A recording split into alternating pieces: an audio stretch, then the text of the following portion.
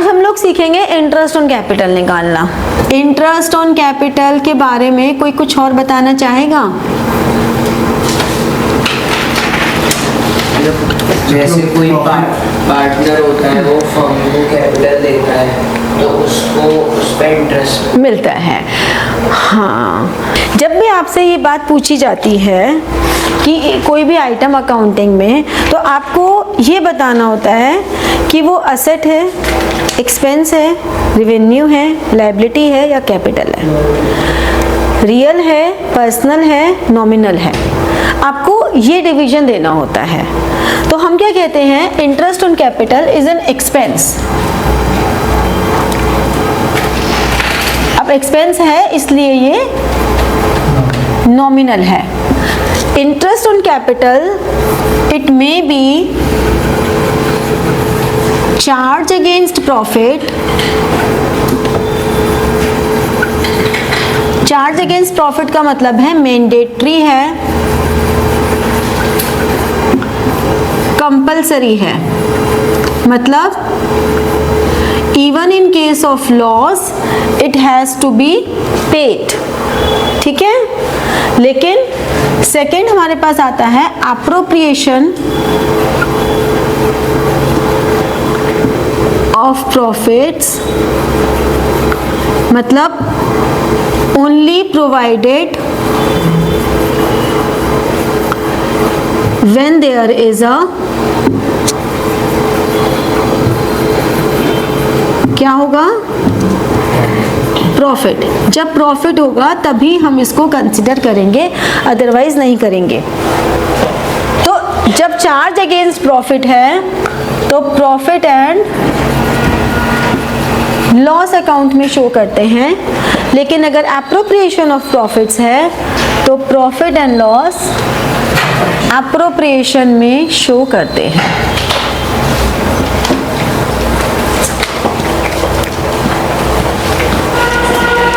ठीक है, ये बात समझ में आई?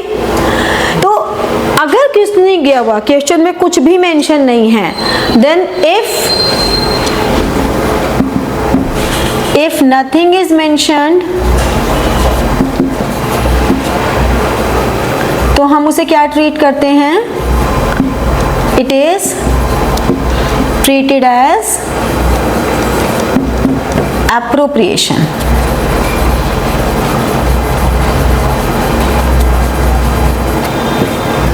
ठीक है, अगर कुछ भी नहीं गिवन तो भी हम उसे एप्रोप्रिएशन की जैसे ट्रीट करते हैं।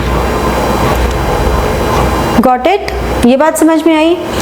एक और चीज आती है कि इफ, इससे रिलेशन में, if available profits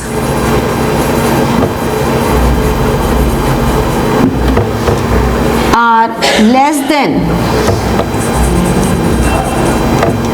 interest on capital, हमारा जो प्रॉफिट है वो कम है और इंटरेस्ट ऑन कैपिटल जो है वो ज्यादा है।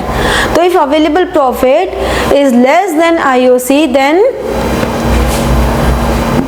Profit should be distributed in IOC या कैपिटल रेशो। ठीक है, अभी जो मैंने लिखा है इन सब का मतलब बताती हूँ न्यूमेरिकल के थ्रू। मान लो ए और बी, इनकी कैपिटल है, कुछ भी नहीं हमें बोला, बस कैपिटल बोला है कि इसके कैपिटल है 4 लाख, इसकी है 5 लाख। रेट ऑफ इंटरेस्ट है 10% पर एनम, बस ये बताया हुआ है। अब हम पहला केस लें, केस 1, हमें नेट प्रॉफिट दिया हुआ है, हमें सिर्फ प्रॉफिट दिया हुआ है।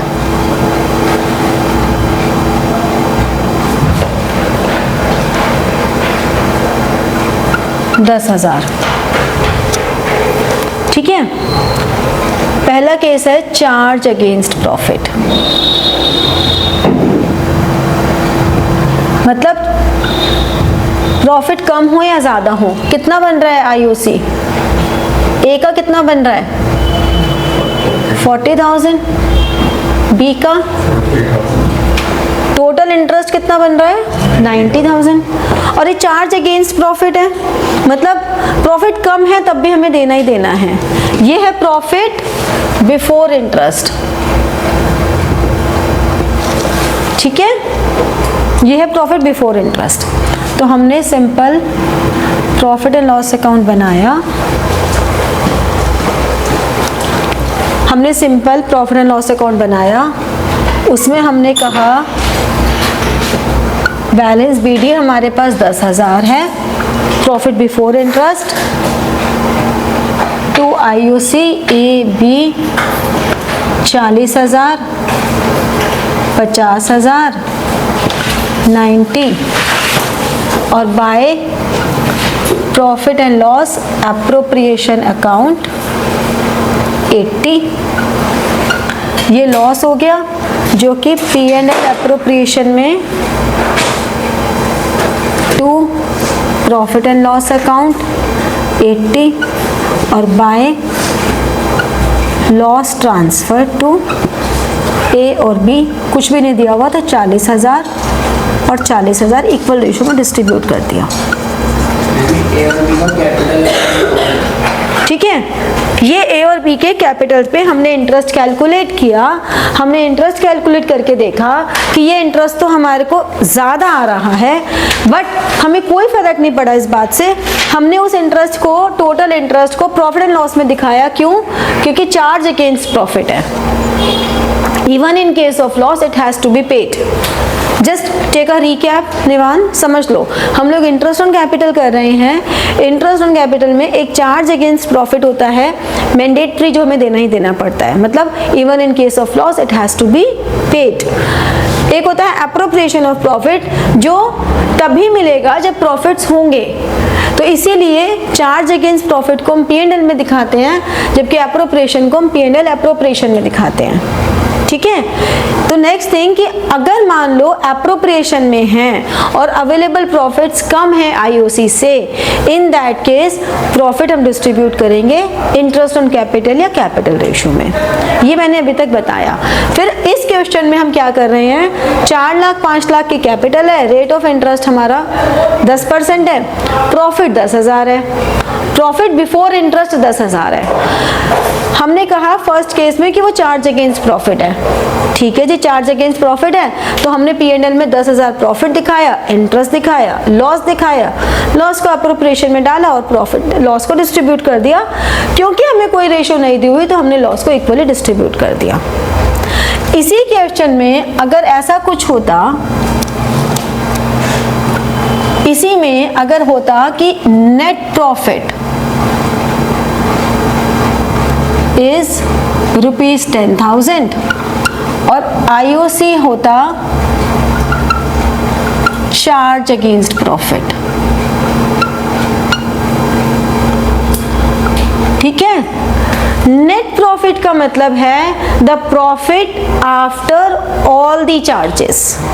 नेट प्रॉफिट टर्म का मतलब है profit after all the charges, तो इसका मतलब आफ्टर ऑल चार्जेस, इसका मतलब क्या हुआ, आईओसी भी इसमें ऑलरेडी चार्ज ही है, तो हम आईओसी के लिए कुछ नहीं करेंगे, हम simply profit and loss account में हमारे पास ये बैलेंस बीडी है 10,000 का, हमने यहाँ करा profit and loss appropriation 10,000, P&L appropriation bye profit and loss 10,000 और हम 2 डिविजिबल प्रॉफिट ट्रांसफर कर देंगे ए और बी में 5,000 5,000, सिंपल, ठीक है। ये चार्ज अगेंस्ट प्रॉफिट है, तो लैंग्वेज आपको बहुत ध्यान से पढ़नी है। अगर लिखा है प्रॉफिट बिफोर इंटरेस्ट तो तो यानी कि इंटरेस्ट चार्ज नहीं हुआ। अगर लिखा है नेट प्रॉफिट तो मतलब उसमें सारे और भी अगर क्वेश्चन में कोई चार्जेस हैं जो मैंडेटरी पेमेंट है, जैसे इंटरेस्ट ऑन लोन हो गया, रेंट हो गया, तो ये सब हमने पे किया है। ठीक है, ये डिफरेंस समझ में आया। अब नेक्स्ट हमारे पास आता है कि इंटरेस्ट ऑन कैपिटल अगर एप्रोप्रिएशन होता है। एप्रोप्रिएशन का मतलब क्या हुआ कि अगर प्रॉफिट्स हैं सफिशिएंट तो हम देंगे। अब उसी केस में अगर हम देखें तो हमारे पास आईओसी कितना था, ए का 40 था और बी का 50 था, यानी कि 90,000। हमारे पास प्रॉफिट कितना है, सिर्फ 10,000।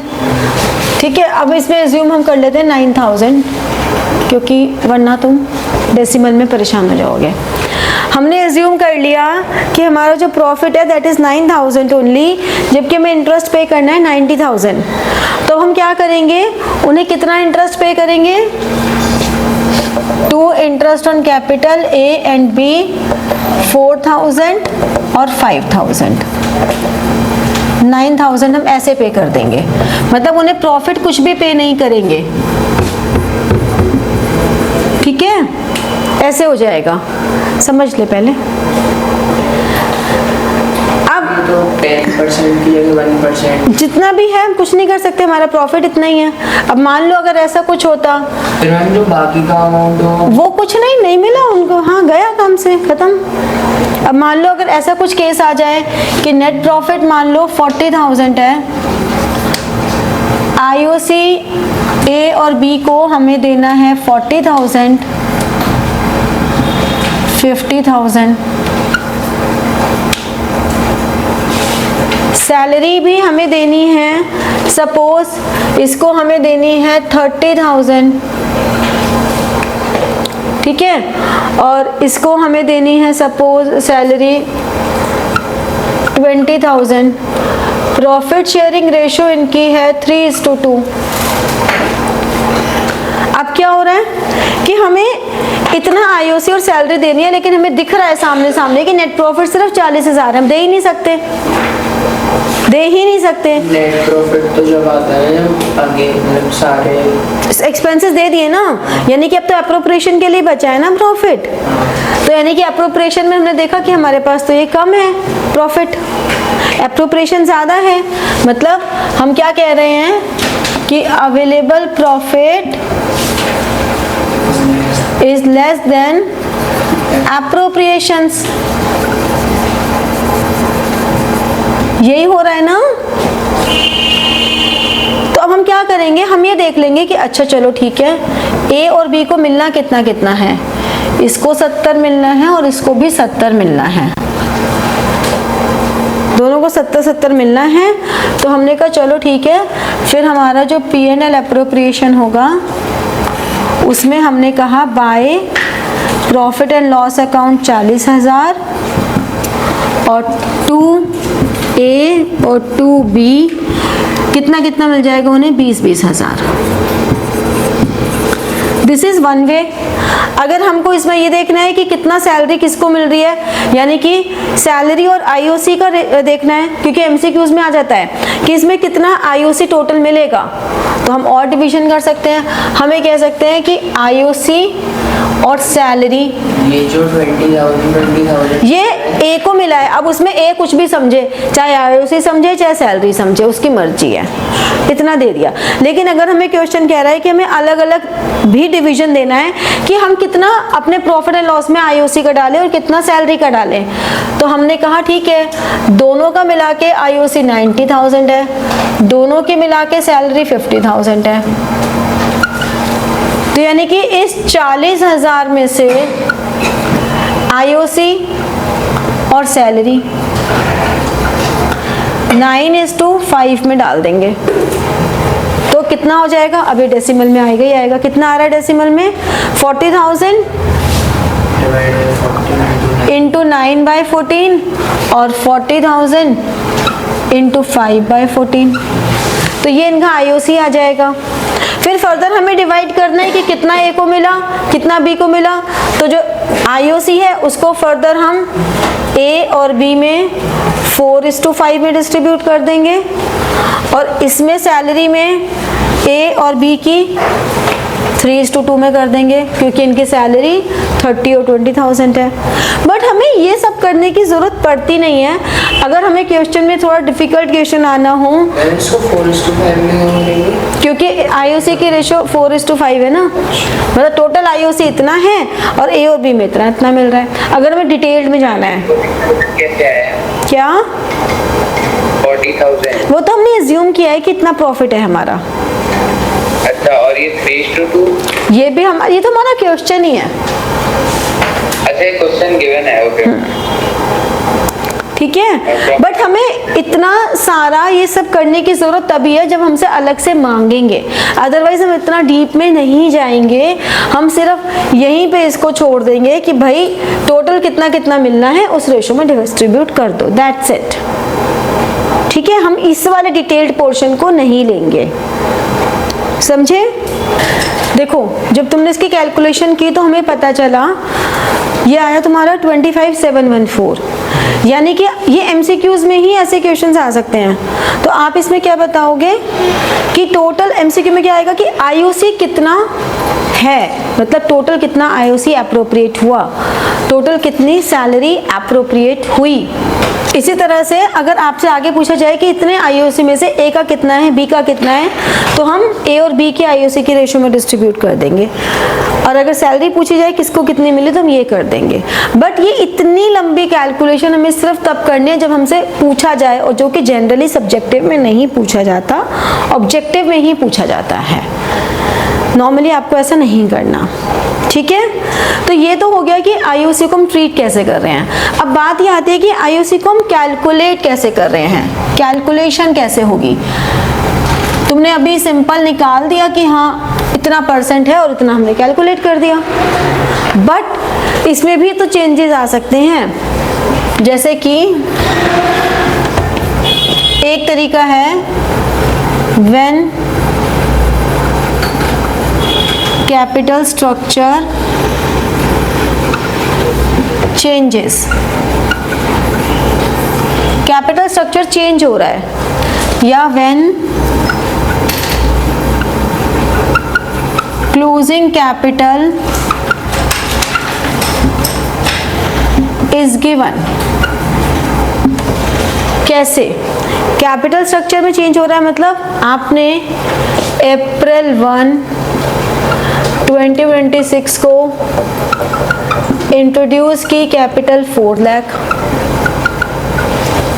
ठीक है, ये 4 लाख की कैपिटल इंट्रोड्यूस कर दी।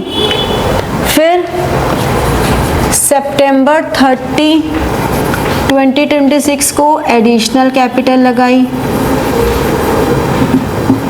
₹1 लाख, और जनवरी 1 2027 को कैपिटल विड्रू की ₹2 लाख, और मार्च 1 2027 को उसने ड्राइंग्स किए ₹50,000। अब अगर हमें interest on capital at the rate of 10% per annum है, ये भी ध्यान रखोगे कि अगर आपको पर एनम नहीं दिया हुआ तो उसमें फिर मंथ की कोई कैलकुलेशन रहती ही नहीं, फिर तो स्ट्रेट क्वेश्चन रहता है बिल्कुल। अब क्योंकि यहाँ पे हमें पर एनम दिया है तो हमें क्या देखना पड़ेगा कि 4 लाख के कैपिटल पे 10% कितने मंथ्स का, अप्रैल, मई, जून, जुलाई, अगस्त, सितंबर, 6 महीने।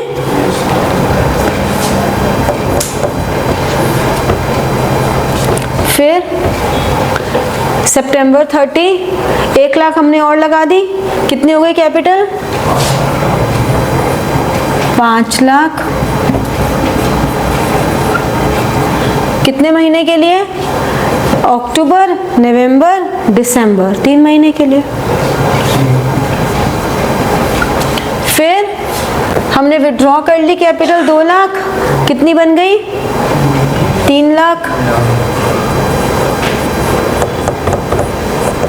10% कितने महीने के लिए?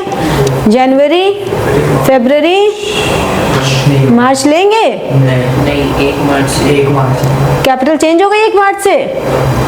नहीं, ड्राइंग्स। वो तो ड्राइंग्स हैं, that is drawings against profit, तो इसको हम नहीं कंसिडर करेंगे। हम सिंपली जनवरी 1 के बाद 3 महीने, कितना हो गया? 4 लाख पे 10% 40,000, 20,000, 5 लाख पे 10% 50, 3 महीने का 12,500, 3 लाख पे 10% 30,000, 30,000 का 15, 7,500, तो टोटल इंटरेस्ट ₹20, 30, 40,000। अब अगर हमें क्लोजिंग कैपिटल गिवन हो तो interest is calculated on opening capital, और ओपनिंग कैपिटल कैसे निकालेंगे? ओपनिंग कैपिटल हम निकालेंगे, आपको क्लोजिंग कैपिटल जो दी हुई है उसमें ऐड ड्राइंग्स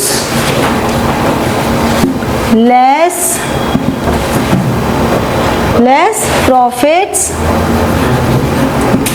और अगर कोई एडिशनल कैपिटल है तो वो भी, क्योंकि एडिशनल कैपिटल भी है तब भी हमें स्टार्ट तो ओपनिंग से ही करना है ना, फिर हम ये वाला मेथड भी यूज करेंगे, दोनों को मिलाकर यूज करेंगे, बट हमें ओपनिंग तो चाहिए ही ना इस मेथड के लिए भी। तो ये ओपनिंग कैपिटल, ये क्लोजिंग ड्राइंग्स, ये आ गया, ये आ गया माइनस, तो हमारे पास आ गई ओपनिंग कैपिटल, और फिर सिंपल ओपनिंग कैपिटल पे इंटरेस्ट लगा दो पूरे साल का। अगर एडिशनल कैपिटल है तो फिर ये वाला फॉर्मेट भी यूज हो जाएगा। समझे? समझ में आया? तो इस तरह से हमारा इंटरेस्ट ऑन कैपिटल चार्ज होता है, इस तरह से इंटरेस्ट ऑन कैपिटल को ट्रीट किया जाता है। ये बहुत इंपॉर्टेंट टॉपिक है।